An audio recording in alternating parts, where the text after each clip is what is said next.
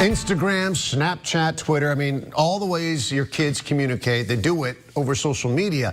Do you know what they are saying, and do you know who they're talking to? Important questions. In part 2 of her special report on cyber threats in schools, Juanita Stevenson joins us with why educators are encouraging parents to monitor what their kids do online. Juanita.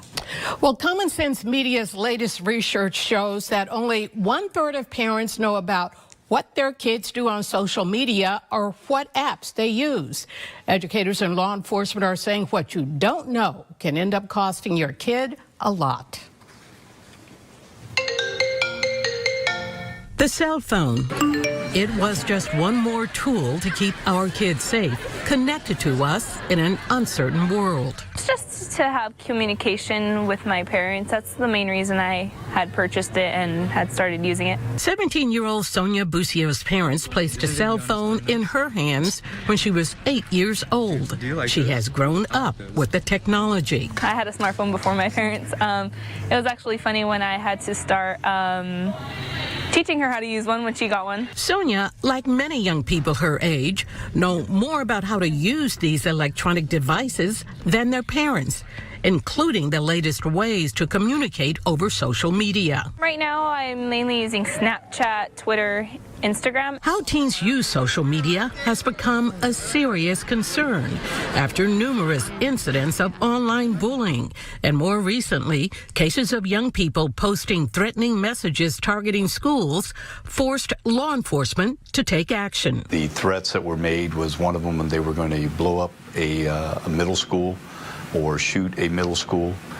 There were high schools that were mentioned as well. Fresno Police Chief Gary Dyer says young people face real consequences when they post threatening messages online.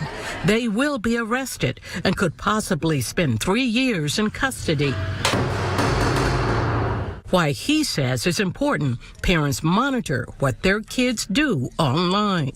No parent should ever buy their child any type of device that can be utilized for social media without having the absolute understanding and agreement that they have the right to go through that entire phone and device anytime that they choose to look for things that that child may be posting.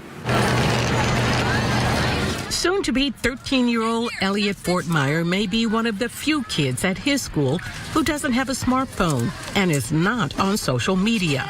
It really hasn't bothered him until recently. A lot of it is peer pressure too, like how, everyone else has a phone and it just makes you kind of want one more.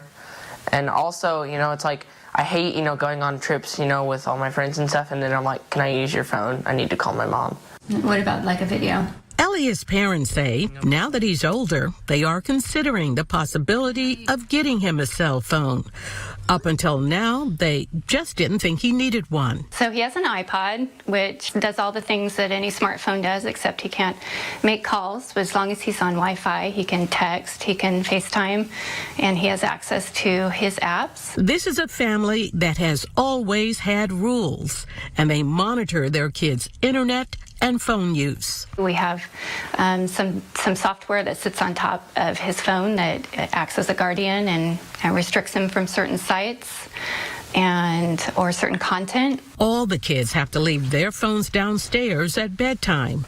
These are rules Elliot is used to. Since I was a little kid, it was just like, what parents say is what parents say. You guys kind of have to deal with it. I mean, it's not like I'm one of those. I do argue a lot. But it's like, in the end, parents are always right. Experts say this is the key to monitoring what your kids do online. Set the rules early on and let them know what to expect. We've always approached the phone and devices of any kind, any of iPads, phones, whatever, we've approached that as it's a privilege, and we can take it away at any time. So if you want that privilege, you have to be responsible.